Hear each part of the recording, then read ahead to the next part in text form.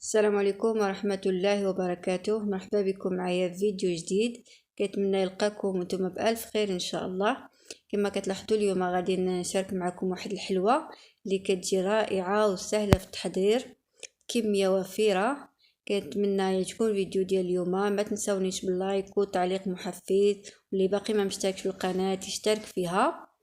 هنا بالنسبة للمقادير غادي نحتاجو 125 غرام ديال الزبدة، عندنا بيضة واحدة، كأس سكر، كأس ديال الزيت، وعندنا هنايا نص كاس ديال الجنجلان اللي محمر غير واحد شويه البنات، ما تحمروش بزاف وكتطحنوه.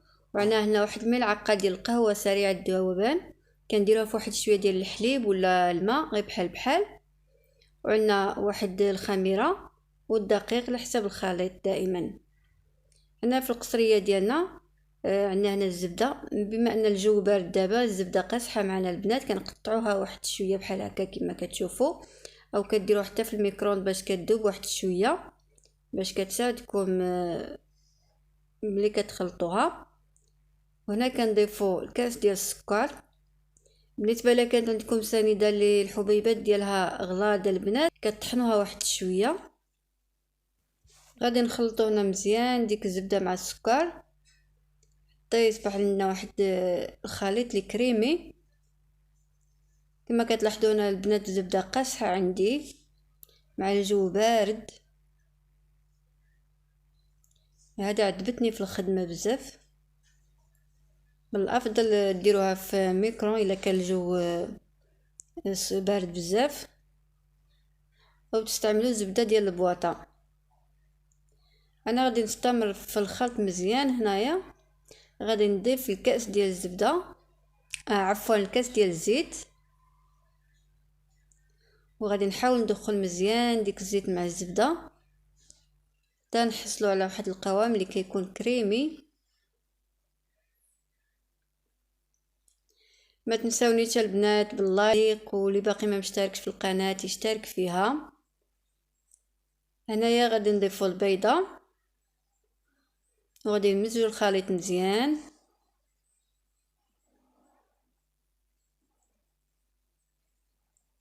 ما تنساونيش بنات باللايك، اللايك اللي كيزيد يخلي القناه ديالي كتظهر في يخليها تظهر في اليوتيوب عند ناس اخرين جداد. هنايا ضفنا نصف كاس ديال الزنجلان، وضفنا ديك الملعقه ديال القهوه سريعه الذوبان، وغادي نخلطو مزيان حتى كينسجم لينا الخليط مع بعضو.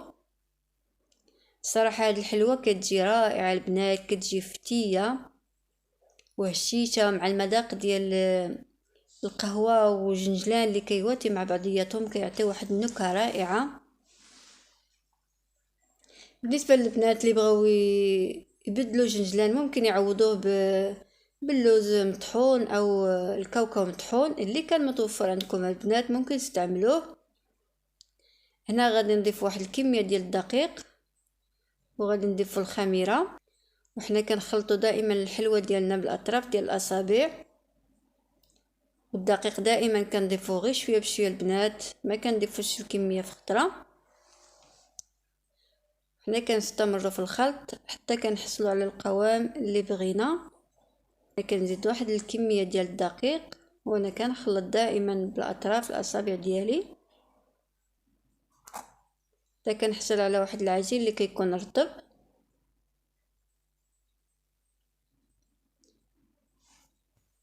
هنا العجين ديالي من بعد ما خلطته حصلت على هذا القوام اللي كتكون عجيبه، ما كتكونش قاصحه، واخا كتبان لكم هكا البنات راها رطبه كما كتلاحظوا، سهله في الخدمه ديالها.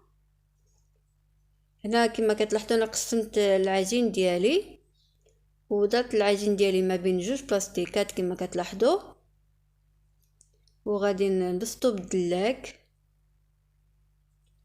اللي كندير واحد السمك اللي ما يكونش رقيق وما تكونش غليظه البنات، لان فيها الخميره عاد ما تكونش غليظه وما تكونش رقيقه. غادي نبسطو العجينه ديالنا على هذا الشكل كما كتشوفوا. غادي ناخدو هاد المرشم اللي دائري اللي مسنن من الاطراف، او كتاخدو مرشم دائري ما عادي، او كترشمو غير بالكاس البنات. انا بغيت ندير هذا وانتم لكم الاختيار. غادي هنا نقطع الحلوه ديالي. هنا البنات الا بان لكم المرشم ديالكم كيتلصق، غادي تضيفوا ديروا المرشم ديالكم في الدقيق وتقطعوا به كما كتشوفوا هنايا في الفيديو. هنا من بعد ما كملت رسم العجينه ديالي كامله، هذا هو الشكل ديالها. غادي نوضعها في اللاطه اللي تكون تاع الفرن. هنا البنات ما تخافوش من الحلوه ديالكم كتلصق ولا ممكن ديروها في اللاطه بلا ما تدهنوها او ديروا الورق ديال الطبخ.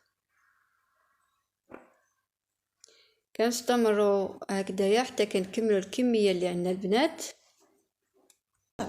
وسقينا بالمداد يا حبيب الله، والمداد المداد يا رسول الله. وسقينا بالمداد يا حبيب الله. اللهم صل على المصطفى حبيبنا محمد عليه السلام. اللهم صل على المصطفى حبيبنا محمد. انا من بعد ما كملت الكميه ديالي، هذه هي الحلوه ديالي، غادي ندخلها للفران اللي كيكون سخون من قبل. كنشعل الفران غير من التحت وكنخليها كطيب حتى كتبان ليا كتحمر من التحت، عاد كنهودها لتحت باش كتكمل التحمر ديالها من الفوق. هنا بالنسبه للتزيين غادي نحتاجو هنا الشكلاط، وغادي نحتاجو هنا الكركاع او الجوز. هنا كناخدو الشكلاط ديالنا كنديرو فيها واحد الملعقه ديال الزيت، وغادي نديروها تذوب. نديروها في حمام ماء البنات كتذوب. هنايا من بعد ما ذوبنا الشكلاط ديالنا حصلنا على هاد القوام كما كتشوفوا هنايا. هنا دابا غادي ندوزو للتزيين ديال الحلوه ديالنا من بعد ما بردات. هنا البنات سمحوا لي ما تحذف ليا المقطع فين كنت طيبت الحلوه ديالي.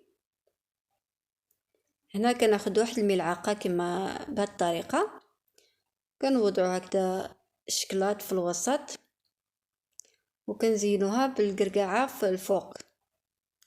يعني تزيين سهل البنات، ماشي شي حاجه، ولكن ما كيكون عندها واحد المنظر زوين. كنتمنى هاد الحلوه ديال اليوم تعجبكم وتجربوها. غادي نستمر في التزيين حتى كنكمل الكميه كاع اللي عند البنات ونرجع معكم. رسول الله وسقينا بالمداد يا حبيب الله، والمداد المداد يا رسول الله. وسقينا بالمداد يا حبيب الله. اللهم صل على المصطفى حبيبنا محمد عليه السلام. اللهم صل على المصطفى حبيبنا محمد. وسقينا بالمداد يا حبيب الله، والمداد المداد يا رسول الله. وسقينا بالمداد يا حبيب الله. اللهم صل على المصطفى حبيبنا محمد. هنا البنات هذا هو الشكل ديال. كنتمنى يعجبكم الفيديو ديال اليوم، وما تنسونيش باللايك والتعليق لكي يكون محفز. وشكرا لكم، والى اللقاء في فيديو اخر ان شاء الله.